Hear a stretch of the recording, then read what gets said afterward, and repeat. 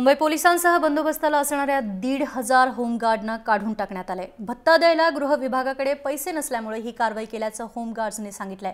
3 महिन्यांपासून ड्युटी नसल्यामुळे कार्यालयात रोजची हजेरी लावत होते। दरम्यान हे 1,500 होमगार्ड्स आज गृहमंत्री आर पाटील यांची भेट घेणार आहेत। या संदर्भात त्यांच्याशी बातचीत केली आहे प्रतिनिधी हेमंत बिर्जे यांनी।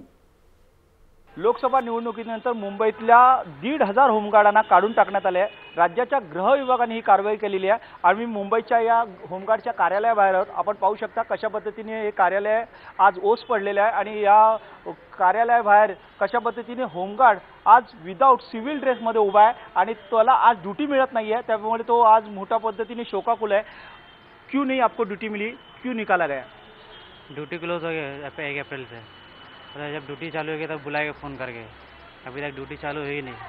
किसने निकाला, किसने कार्रवाई की? आपको मालूम नहीं किसने कार्रवाई की, लेकिन हम लोग ऑफिस से ऑर्डर मिला वाला, जब ऊपर से ऑर्डर आएगा तब फ़ोन करके तुम लोग बुलाएंगे। अब किसने निकाला थोड़ी मालूम। आपको दिन को कितना रोजी रोटी मिलती थी? जो भत्ता है कितना मिलता था? पहले हम लोग 90 रुपये से किया, 90 से फिर 200 हो गया, अभी 200 400 हुआ। फिर जब से 1 अप्रैल से घर पे बिठा दिए, पेमेंट बढ़ाने के लिए राजी नहीं बोलते। पेमेंट उसके वजह हम लोग घर पे बैठे, पेमेंट नहीं बढ़ा के दे रहे। आपने मांग की थी पेमेंट की कि पेमेंट बढ़ा के दो कि राज्य सरकार ने कहा कि आपको अभी घर पे बैठना है? वो तो मांग नहीं की थी, खाली हम लोग ऑर्डर आ गया 1 अप्रैल से पेमेंट बढ़ेगा, तो हम लोग फिर बाद में उसके बाद में क्या उनका फिर इलेक्शन होने के बाद में फिर घर पे बिठा दिए।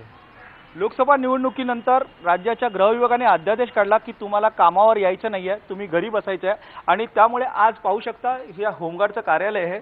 या होमगार्डच्या कार्यालयात कशा पद्धतीने कामगार काम नसल्यामुळे कशा पद्धतीने बसलेले आहेत। ही त्यांची खाकी वर्दीतली जे कपडे आहेत ते नुसते हँगरला लटकलेले आहेत। आज ड्युटी करायला मिळत नाहीये, याबद्दल त्यांना चीड आहे। व्हिडिओ जर्नलिस्ट रणपिसेसह हेमंत बिर्जे, जय महाराष्ट्र, मुंबई।